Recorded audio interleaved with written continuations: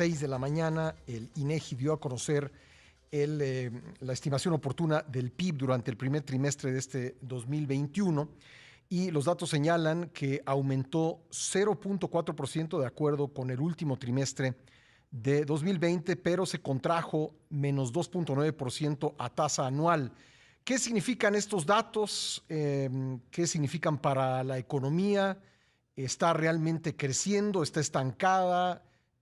Vamos a platicarlo con José Luis de la Cruz, director general del Instituto para el Desarrollo Industrial y el Crecimiento Económico. ¿Qué tal, doctor? Gracias por estar con nosotros. Buenos días. Muy buenos días, gracias por la invitación.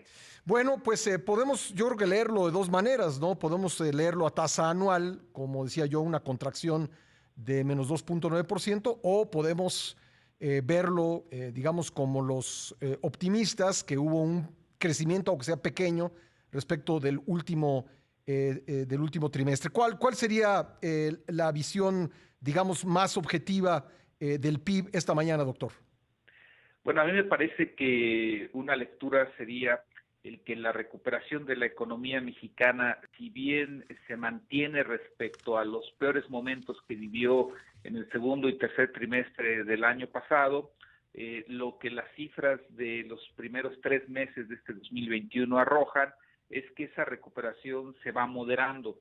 Es decir, que respecto a el pasado inmediato, el cuarto trimestre del año, pues el crecimiento fue positivo pero marginal, y que entonces la tendencia de nuestra recuperación en el corto plazo, si bien se va a mantener en una senda positiva, también es muy probable que esto sea porque las bases de comparación con respecto al año pasado son muy bajas, pero que en realidad una vez que está pasando el efecto de la reapertura, la reactivación de ciertos sectores, pues esa inercia se va moderando y que en realidad vemos una nueva realidad en donde parte de la economía está creciendo, sobre todo la parte exportadora, pero la vinculada al mercado interno, que son los servicios, tiene una dinámica más modesta. Y acumulamos 6 trimestres consecutivos de crecimiento, algo que no sucedía desde 1982. Efectivamente, esto nos marca una recesión ya prolongada, en donde, como muy bien mencionas, es la duración y aparte la dimensión de la caída. No podemos dejar de lado que en el segundo trimestre del año pasado retrocedimos 18.7%, una cifra no observada desde 1932, y con lo cual nos da una idea de que justamente el desafío es recuperarnos de esa caída y además buscar generar una recuperación que sea, digamos, duradera. Y en ese sentido, el observar que todavía hay componentes de la economía con un desempeño heterogéneo, pues nos llama a tener que instrumentar, me parece, medidas adicionales, sobre todo en la parte del fortalecimiento del mercado interno. Dado este último dato que menciona, la caída en el segundo trimestre de 18.7%, es probable que por esta base de comparación el segundo trimestre de este año tenga algún tipo de crecimiento.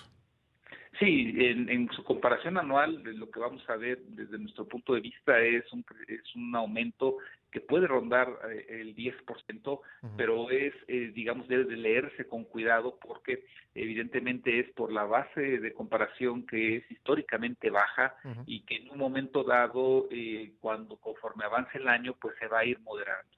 Es como caerse a un hoyo de 18 metros y salir 10, pues todavía faltan 8 para estar en la superficie, ¿no?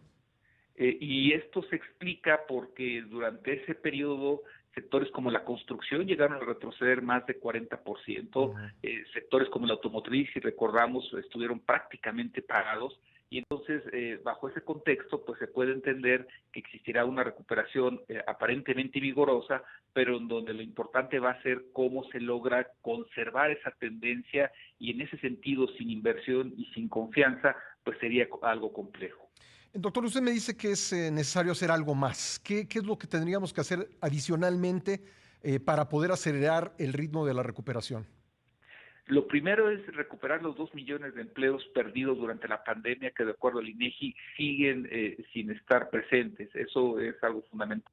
Para lograrlo se requiere inversión y ahí hay dos vertientes. Por un lado, a mí me parece que el gobierno tendría que apostar más por inversión en infraestructura y evidentemente generar un entorno propicio para que la inversión privada empiece a fluir en sectores en donde no está llegando. Por ejemplo, es muy claro que lo que fue la industria eléctrica ha sido un factor que ha inhibido la inversión y en ese sentido también me parece que se requiere un programa estratégico para tratar de aprovechar mejor la recuperación de Estados Unidos, en donde las manufacturas ya muestran un mejor dinamismo, pero donde hay posibilidades de que nuestro país pueda lograr mejores alianzas para aumentar las exportaciones de insumos intermedios en ciertas manufacturas desde nuestro país hacia toda América del Norte. Por último, ¿es demasiado optimista esperar, como ayer mencionaba el presidente López Obrador, que a mediados de este año ya se habrán recuperado todos los empleos perdidos en la pandemia? Eso implicaría que tendríamos que generar 2 millones de empleos en los restantes 2 meses del primer semestre.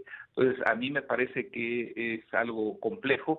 Probablemente en el empleo formal, en las cifras del IMSS, veamos que se alcance algo similar a lo que teníamos antes de la pandemia, pero todavía está la parte informal, que es justamente en donde más empleo se perdió, y en ese sentido yo creo que todavía pasarán algunos meses más. Pues, doctor, le agradezco mucho que nos haya acompañado esta mañana en el programa. Muy amable.